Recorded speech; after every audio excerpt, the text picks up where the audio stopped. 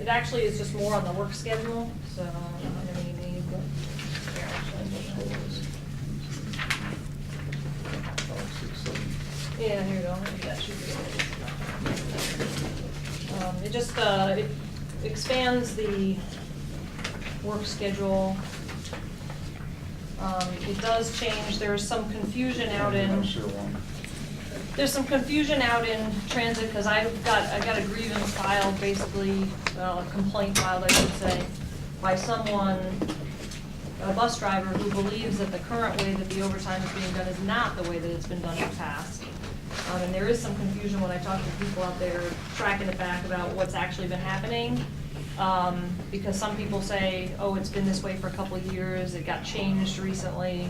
You know, the reality is the drivers out there, the majority of the drivers want just a rotational wheel. And so that's the proposal that we have in this article. Well, who was the driver that filed the grievance? Well, it wasn't a grievance, like I said, it was a complaint. A driver complained to me. So. Just to make it clear, the new language picks up at C. So, The language that's underlined is proposed. no, well, the underline should begin at C itself, Also, all of C. all of C. Right. And D was the proposal from last time that you rejected, but now we added C, and then D is the same as it was last time. E is new, and then I think F, the rest of it is all current. Is all. So basically, C, D, and E are what you're. And this just puts in the rotational wheel for the overtime for transit. And that wouldn't change if it went to 2 divisions. It would be exactly the same, so. We would expect the same number of overtime hours, you know, Right. sort of under the current process if the wheel was strictly implemented. The difference would be is more individuals, more employees in the division or department would have the opportunity to earn overtime. We want to do As away with opposed to- seniority. No, We want to do away with the stacking of overtime as a benefit to a small number of people and spread it equally amongst the employees. Does the employee have the right to opt out of this wheel if they don't want to work overtime? Yeah, if you look Yep. down in, C3. see, Well, actually, I suppose altogether what he's asking is C2. could they opt off the wheel altogether? And I no, would say, oh, no. Well, we have to talk about that with the department. That's, but, yeah. I mean, they could refuse it each time they get hit by it, but, They have to be asked. Well- We do an overtime sheet and you sign up for it or you don't sign up for it. yeah, I was gonna say, So- we'd have to talk with the director about that. I think that's something that we would be open to, because if an employee never wanted to work overtime, Yeah. Understanding that obviously where it was, you know, an emergency situation, it's mandatory, you don't Yeah, get to opt out. that's a different situation, but like when I was in utilities, Right, let and they- the young guys have it, I mean, I Well, don't they're- call yeah, this on me.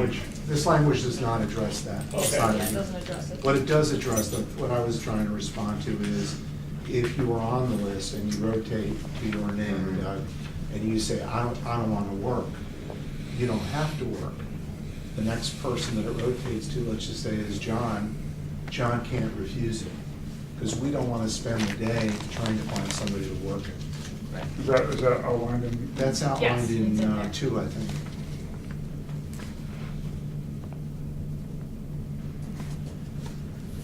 So, how could that be fair?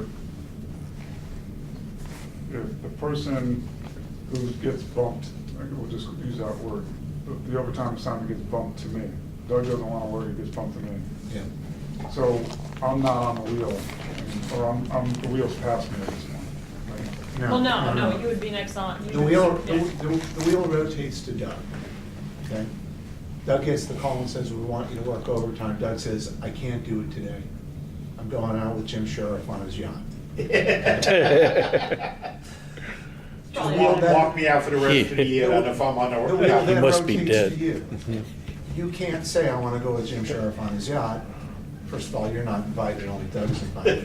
don't want it. The point is that. I'll be underneath it with a scuba tank. We don't want to spend, you know, the morning or the afternoon or the whole shift trying to find somebody that wants to work it. The whole purpose of the wheel is to ensure some consistency, a spread of the opportunity to work and earn overtime, so that there's a balance of payment in the department or division, But before we. and it comes to an end. Before we initiate the wheel, what they're doing now is, as many people as want to in the department can turn it down. Yeah, I think That's what we're okay. I talking don't about is, think we that's could, we bad. could work that in, that's not in Yeah. the language that's drafted. Okay. But anyway, to answer my question, so I don't lose my place on the wheel, so the next time overtime comes up, even though I worked because Doug passed it to me, I'm first up on the wheel next time, although I can pass it. No, No, So once you you're- work, you you've go to now the worked bottom, it. right? you've now earned your overtime. So how could that be fair? Because if I'm behind Doug every single time and Doug passes it to me every single time, I'm stuck with Doug's work every single time and he No, never no, has to no. work it. No. Doug passes it, that's it. Doug's not on the wheel anymore. Now it's your turn. You work it. Now it goes to the next He's person. not on the wheel anymore, ever. Well, Until no, he it goes all rotates the way around. until it rotates around I again. know, but if it comes back around again and he says, no, I don't want to work it, I'm Uh-huh. passing it to John, John's stuck with it again. I can't Well, refuse it. You're not stuck with it. Yeah, you don't- You're working in and earning time and a half to do it. But suppose And I- if you don't like the fact that Doug, if you look at it that way, Doug is sticking it to you every time. Well, we I don't like could, anything Nothing about about the it. proposal. I wanna get down we to could it. write it in there that if you refuse it 3 times in a row, you're removed from the wheel. I mean, that Well- would stop your problem. So people don't have to be on the wheel. No, I It's not don't a think that requirement. people, Yeah, that, we can do we that. can write in that you don't Yeah, have to be on Well, the wheel. again, I'm not, we're not, I can just tell you, like, from the cuff, this is not gonna work. Well, if everybody It takes your works point in of every other view. department that does it that way. I can tell you where, I know a department somewhere else where everybody took your point of view is they didn't want to get stuck with it, okay? They don't have an overtime wheel in that particular agency anymore. They subcontracted out the work. Well, the So is that problem what with the is way that your it's- proposal, and I want to substitute? No, I'm just pointing out that the point of view of, you know, I don't want to work it if that's contagious and nobody wants to work it, we still have to have the work done. I'm just pointing out that in another agency where that happened, you know, instead of chasing people, they finally Well, decided. and- All the stories that are shared back and forth, and it's just not productive, it's a waste of time. No, I think it is instructive so people understand what the consequences of the language are. I don't see the point in concealing that. Well, the idea now, or the practice now, is that it's offered top-down with seniority, from what I understand, unless Barbara can tell me something different. But it's every day.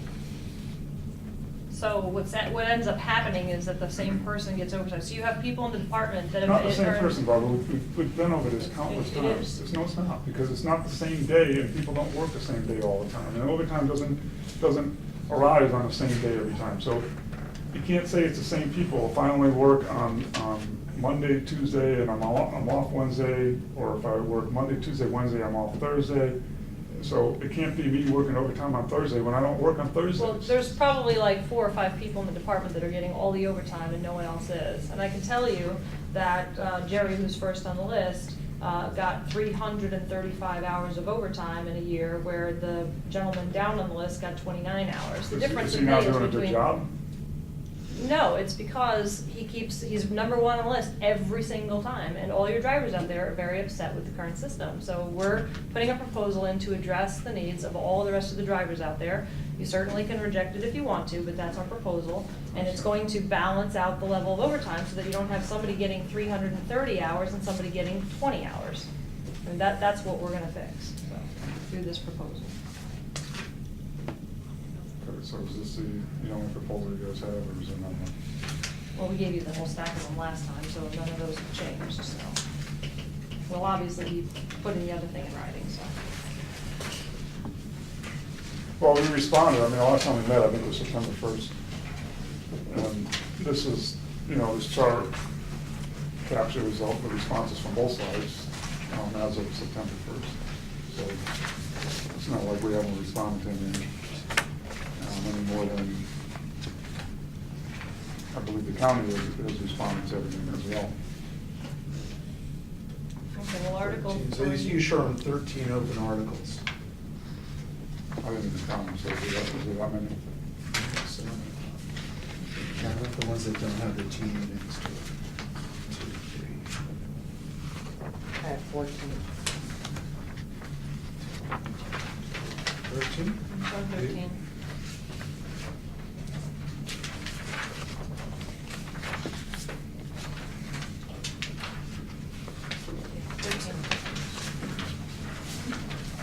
Oh, That's 13, yeah.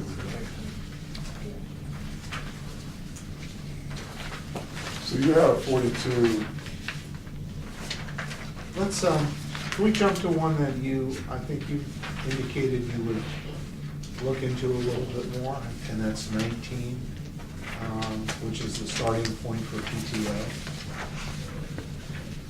Have you given some more thought to the county's PTO proposal? well, it's kind of confused, at least I am. And I'm just, I guess the chair said, I haven't heard it directly, but apparently the county administrator is not making any secret that he's not supporting the PTO concept to the point where he's telling people it's not gonna happen. I don't know if that's, I didn't hear it, I'm just being told by some of the committee members. So is there, is the county administrator on the same sheet of music regarding these proposals, or? Oh, absolutely, yeah, I don't know where anybody would have heard that. We have a meeting, actually, I am actually presenting the PTO proposal to the leadership team on Friday morning at his direction, and the fire union has already put it in their contract, and they're done. So it's already in effect in the fire department now. Does anyone want to volunteer anything I heard? If not, then no big deal. I'm just going by comments I heard. I'm hearing during the drop program, you don't get the same amount of time. There's a problem, some type of discrepancy with time. Nope, That's drop. being in the drop would not have any impact on PTO. I mean, other than, the way it would be now is that, you know, the 500 hours, if you've already cashed out your 500 hours. Yeah. Oh, no, it wouldn't impact anything.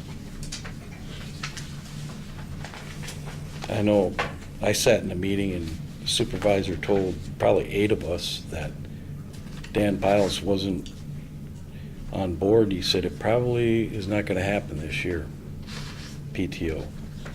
So, Well, I think the proposal for the rest of the county would probably be around January 1st or so, but again, we've got, I mean, it's a fairly new concept, so we're just getting it to the leadership team now, just to the, And, yeah. you know, department heads, so it does go out, and there's a process to it, so it's not something that happens overnight. I mean, obviously, I first proposed it back in June, I think, or July. Right. Obviously, when we So- started here, so. so the supervisor that told us that, you know, he was at the meeting and he said, Dan told that to him and all the other people there, so that it probably wouldn't be on board this year.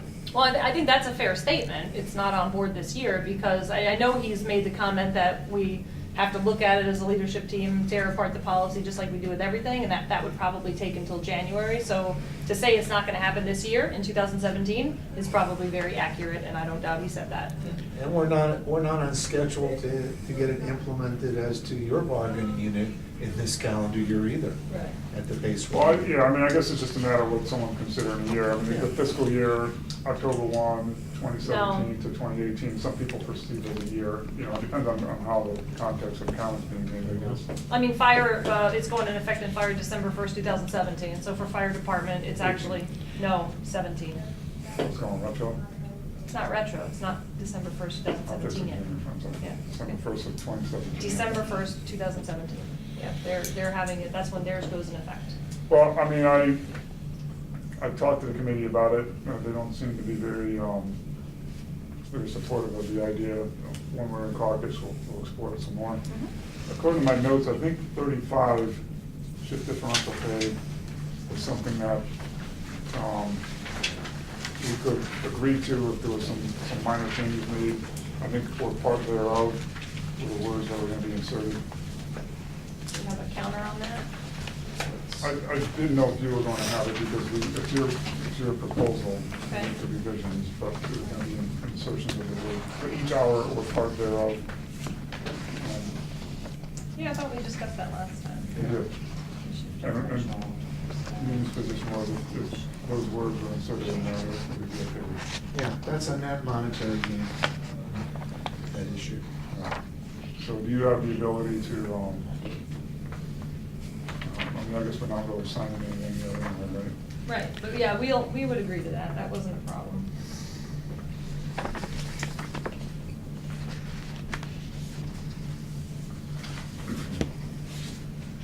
So you're gonna mark that one as T8 on the chart?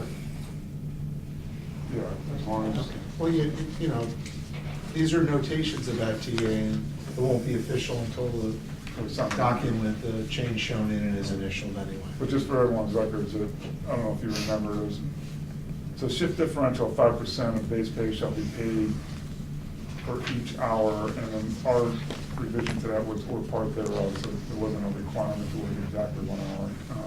That's in both paragraphs. Yeah, the second one, the 10% is the same thing. So I think if, I mean, you know, now you have a new work schedule proposal, because the one you had on 817 was for a new section C, Right. but it was completely different than this one. Well, no, C is now D, so we just added a new C. So C and D, so when we gave it to you before, it was the same language, except that now that language is D, Okay. and now C is new. So basically, it's C, D, and E which are new now, and D was C. Quick question, the operators, they're on 410s now, they want to know how would this affect them? What's that? The operators, they're on 410 hours, 4 10-hour days. Yeah. And they want to know how would the shift differential pay affect them? Because you have from 9 to 5 or set time, but they don't work a set time. Well, no, actually, this is, it's whatever hours that fall That in fall those into- time, yeah, so they actually get those. Yeah. So it doesn't, actually, this makes it a lot easier because it's just whatever hours are in those hours, you know what I mean?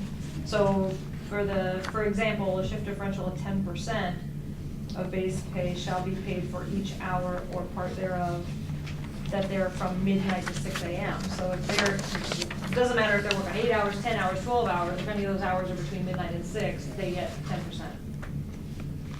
5% from 5 to So they wouldn't get it their whole shift like they normally do? Right now, if they're on third shift for their whole entire time, they would get the whole thing. Well, what's their shift now? I don't know what it is now. So if it's 7 I think to, like 10 to 6.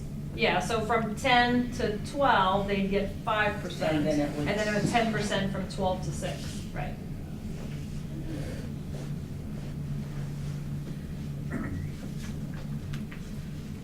Well, what I was going to say is, I think the three biggest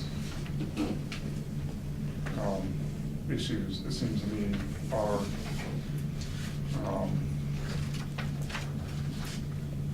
the employee performance evaluation, which ties in the wages. I mean, it's kind of the same, even though they're two separate articles. Because Article 13, employee performance evaluation, the county's proposal is to tie it to wages, and then there's reference to it in wages as well.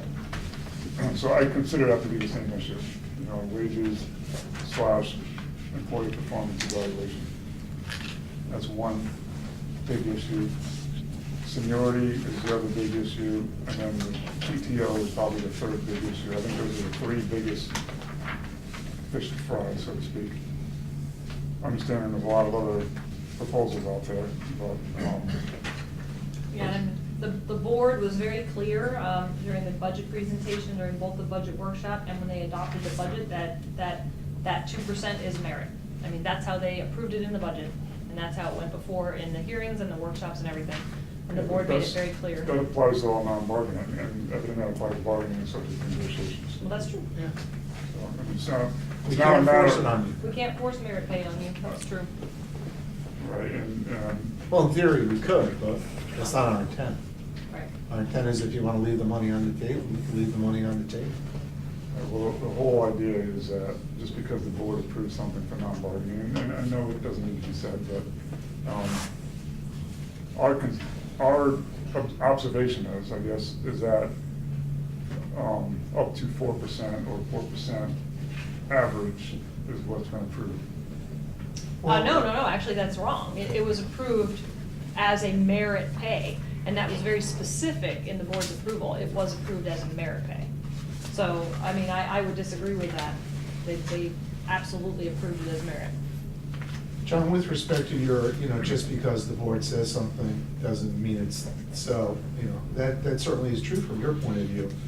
But understand from our point of view, when the board says something, what they're doing is they're establishing policy.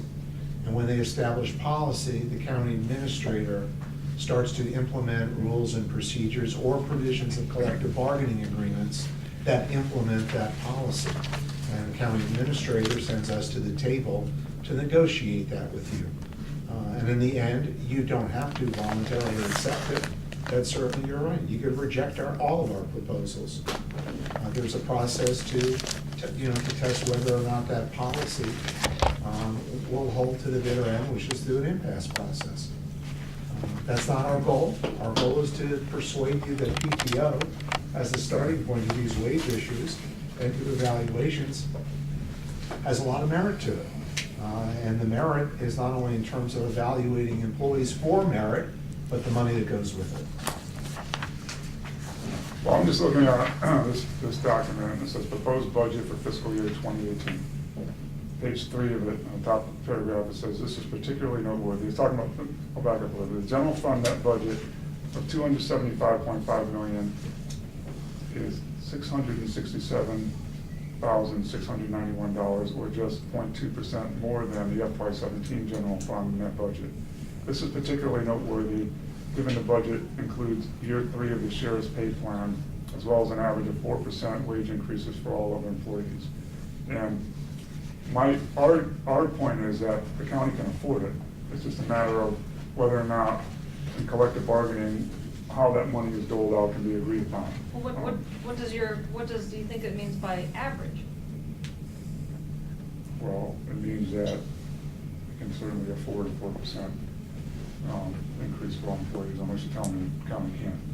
Well, what I'm telling you is it's an average, because that intent is that it's an average. Well, I understand, average could be, mean a little more or a little less, but what that would, I would imagine take into consideration is that if everybody was getting an average of 4%, then that would mean that the county can afford to pay 4% for everybody on average. And some people may get 5, some people may get 3, I get that.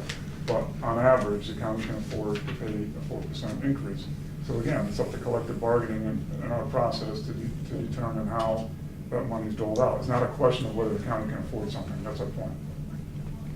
It's plainly obvious that the county can afford our proposal. It's not a matter of the county can't afford it, unless you're telling me otherwise.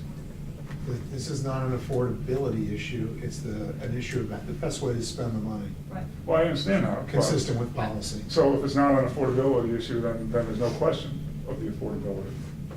It's The a county can afford policy it. issue, and it's the way that the county has chosen to budget for it. I don't believe that they would have budgeted that if we didn't tie it to merit, because that was one of our commitments to them. So, I understand that, but that commitment is subject to collective bargaining. absolutely, that's right, that's what we're doing. here, talking to you about it, trying to persuade you to accept it. Right, well, our proposal, as we mentioned, is to not have merit increases. We're not interested in having supervisors make decisions on how they like somebody or don't like somebody and how they're going to punish them monetarily or not. So as far as the PTO, again, I'll talk to the committee during caucus. And I have a new proposal from the meeting on seniority. I'd like to share with you guys.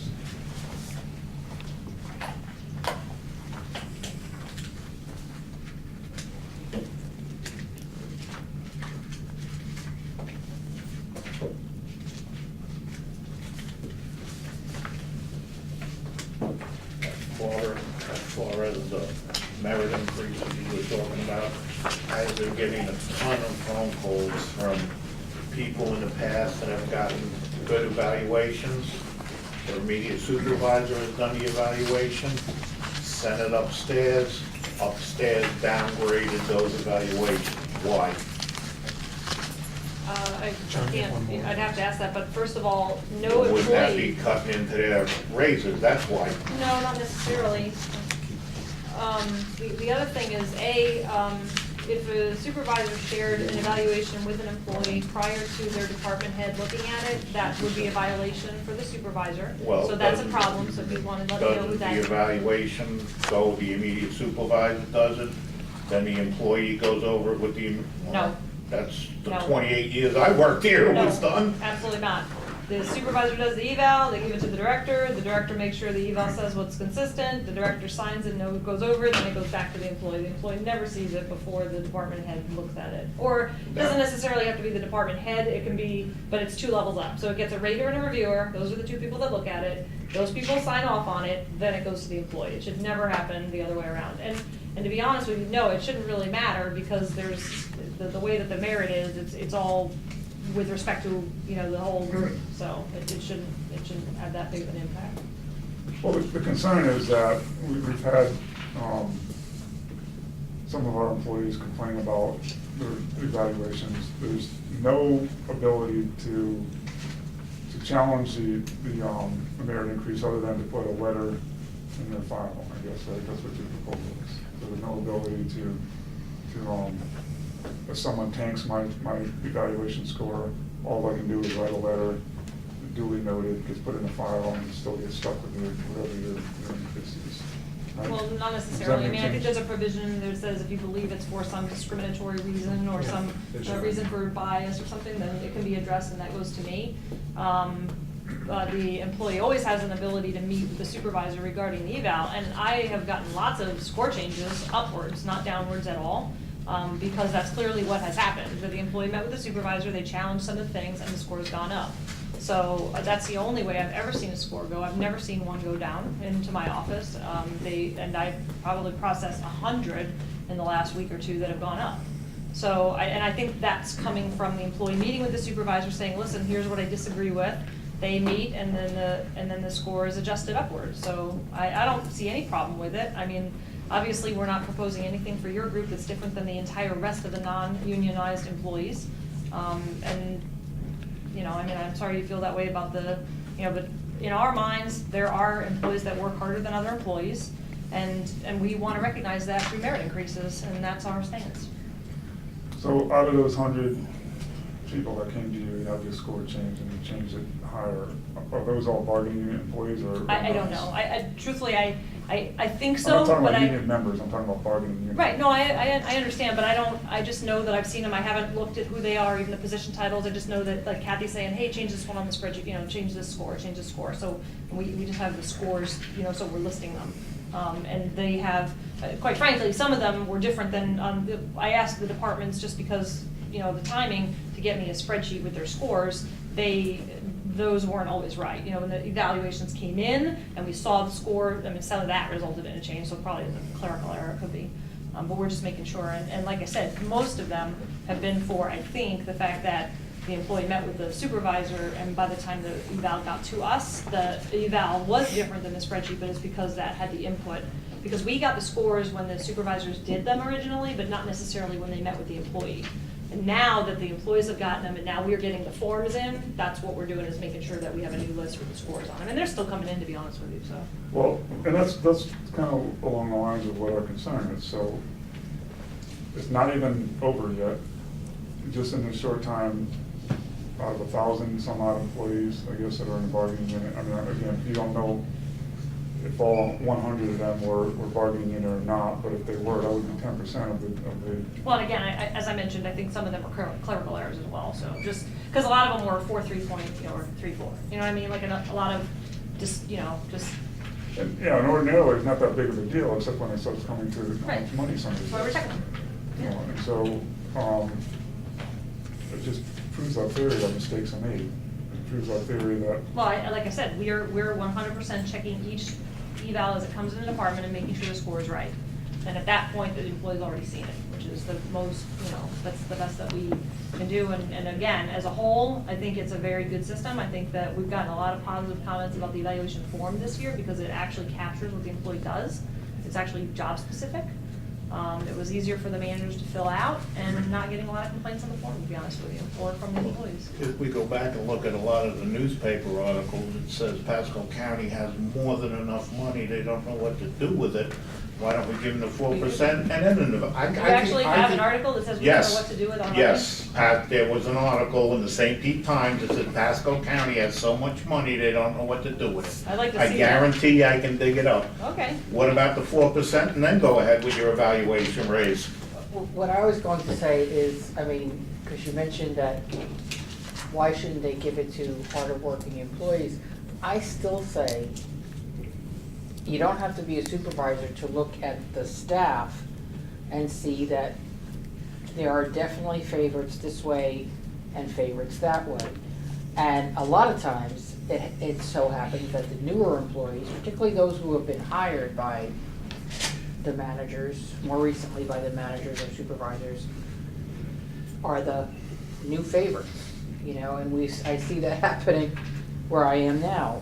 And the ones who've been around for a long time and were trained by previous people are somehow no longer favored, and therefore they don't get those assignments, or sometimes there's even an assumption that those people don't know how to do a lot of the basics of the job. Now, in that case, I would say some of the older workers look at the newer workers and say, how come they weren't trained this? How come they weren't trained that?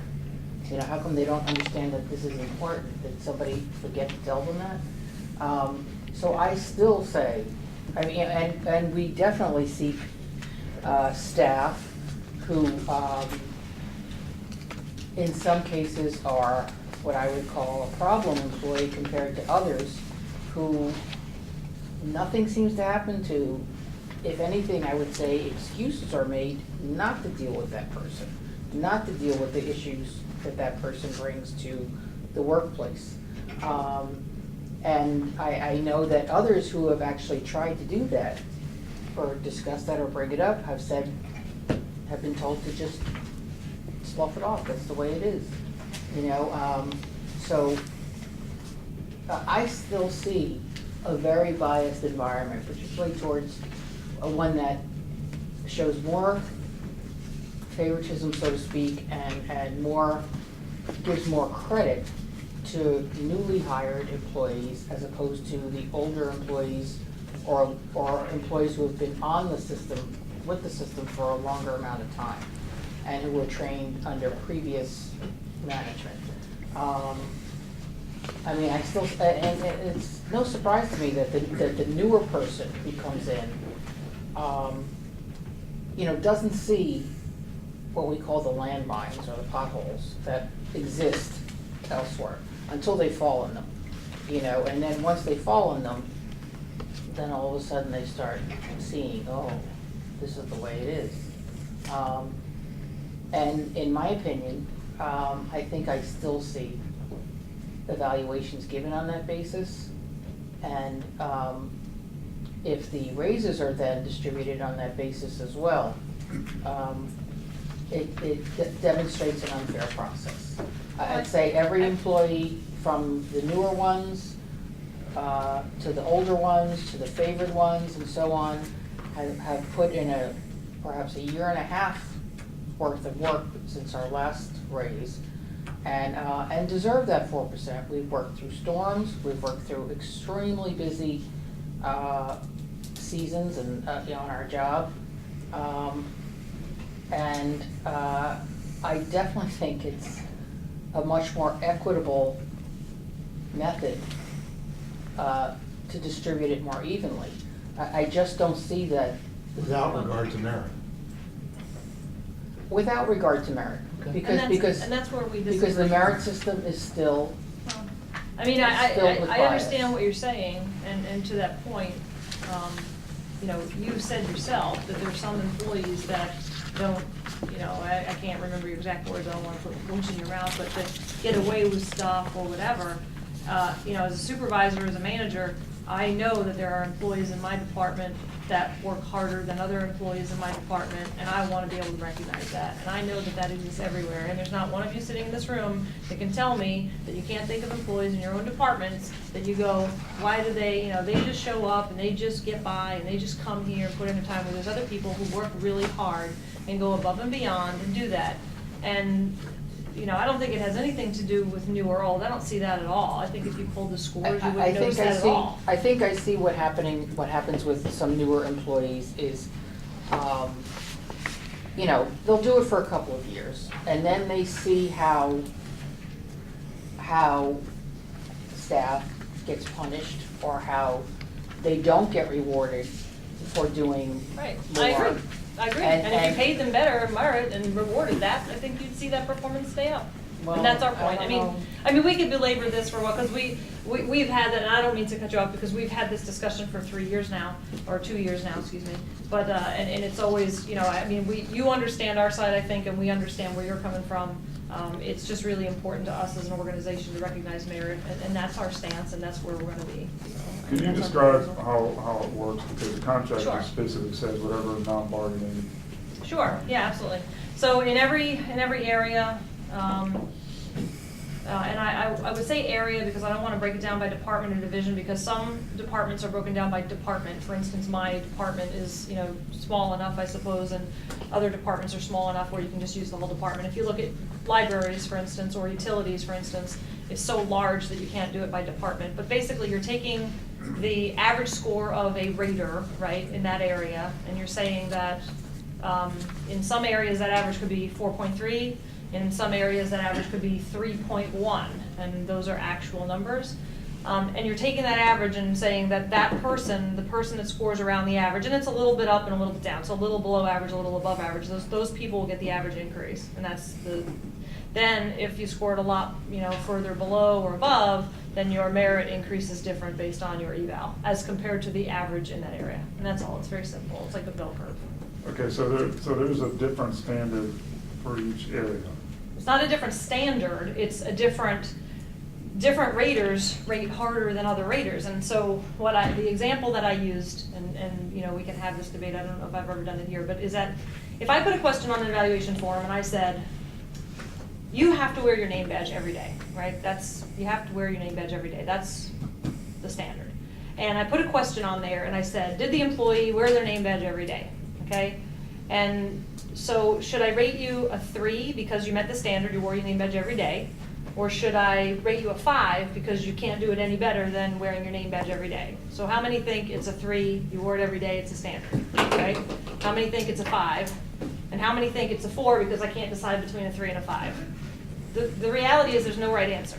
But you're going to have managers that call it a 5, and you're going to have managers that call it a 3.